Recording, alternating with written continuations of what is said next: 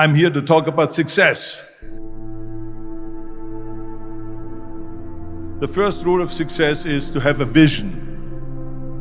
You see, if you don't have a vision of where you go, and if you don't have a goal where you go, you drift around and you never end up anywhere. I mean, as you know, I was born in 1947 in Austria after the Second World War. So I was very fortunate that I stumbled onto my vision. And I didn't really like Austria when I grew up. I couldn't wait to get out of there. I couldn't see myself becoming a farmer or a worker in a factory or anything like that. Even though my parents wanted me to stay there and have a normal life. But that was their vision, not mine. My vision was totally different. I felt that I was born for something special, for something unique, for something big. Then one day I went to school. I remember I was 11 years old, and they showed a documentary about America. And there they showed in this documentary the huge skyscrapers, the high-rises, the huge bridges, the 6-lane freeways, and all of this stuff. And I said to myself, that's where I want to be. I don't want to be around here with these little farmhouses and these little buildings. I want to be in America. One day after school, I walked by a store in Graz. So I went inside and I looked around, and then I saw a magazine. I saw a bodybuilding magazine that had Reg Park on the cover. Reg Park was then a 3-time Mr. Universe. And I saw him on the big screen as Hercules. I read that and I said to myself, wow, this is the blueprint for my life. This is exactly what I want to do. I want to become a bodybuilding champion just like Reg Park. I want to get into movies just like Reg Park. And I want to make millions of dollars and be rich and famous just like Reg Park.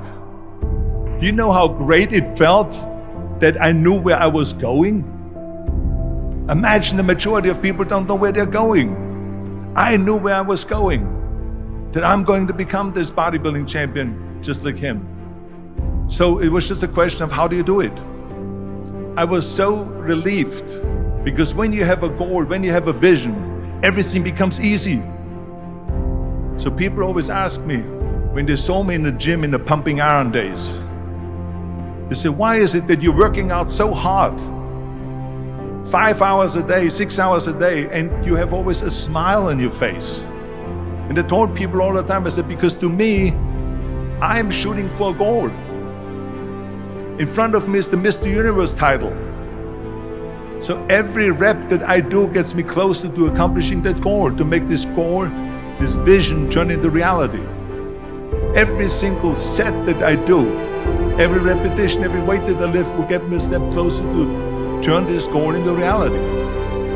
So I couldn't wait to do another 500-pound squat. I couldn't wait to do another 500-pound bench press. I couldn't wait to do another 2,000 reps of sit-ups. I couldn't wait for the next exercise. At the age of 20, I went to London and I won the Mr. Universe contest as the youngest Mr. Universe ever. And it was because I had a goal. So let me tell you something, visualizing your goal and going after it makes it fun. You got to have a purpose no matter what you do in life. You got to have a purpose. 74% hate their job in America. Now there is not much different when you come to Europe. The majority of people don't like what they're doing, because they're really not doing it because they didn't have a goal and they followed this goal. They just aimlessly drift around, and then all of a sudden there's a job opening, so they get that job because you have to work. But then when you work, it's a chore. It's work. It's not fun. So if you think about, only a quarter of the people really enjoy what they're doing in life. That is unbelievable if you think about it. So I felt so blessed that I knew what I was doing. It's like a medical student that studies and knows he wants to become a doctor. You know where to go. And the same thing is also in politics. I remember that in politics, I had a very clear vision that I will be the leader of California. This is as far as I could go because I was not born in America, so I could not run for president. So being the governor of the fifth largest state, the largest state, the fifth largest economy in the world, was for me really the ultimate title, the ultimate accomplishment in politics. So even though people came up to me and says, why don't you go and run for something smaller, you're never gonna make it. I ran for governor, and then 2 months later I became governor of the state of California. Again, because I had a very clear vision what I'm gonna do with California. So that's rule number one, have a vision. Rule number two is, don't listen to the naysayers.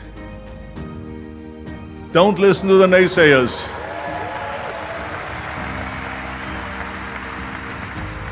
Everything I ever did, the thing that I heard out of people's mouth was, that's impossible. That can't be done. Or no. That is exactly what I heard, and of course I proved to the people that it can't be done. So whenever someone said to me, it can't be done, I heard it can be done. When they said no, I heard yes. And when they said it's impossible, I heard it is possible. I'm a strong believer of what Nelson Mandela said, that everything is always impossible until someone does it. Well, I'm gonna be the one, I said to myself, I'm gonna do it and I'm gonna show it to them. Maybe it has never been done before. That's perfectly fine with me. But I'm gonna do it. And I did not listen to the naysayers. It's all about the hard work that you put in. I said to myself, in bodybuilding I worked out 5-6 hours a day. I'm gonna do the same thing now for acting. And of course I went to college to study English. I studied the accent removal, acting classes, and all of this stuff, all day long. I worked and I worked and I worked. And within a short period of time, I made one movie called Hercules in New York, which of course went right into the toilet. But it didn't discourage me. I still had the same vision. And then all of a sudden I did Streets of San Francisco. I did Stay Hungry and Pumping Iron and The Villain. And then all of a sudden I was asked by Dino De Laurentiis and by Universal Studio to star in Conan the Barbarian. And after I did Conan the Barbarian, the director at the press conference said to the press, the director was John Milius. He said to the press, if we wouldn't have had Arnold, we would have had to build one.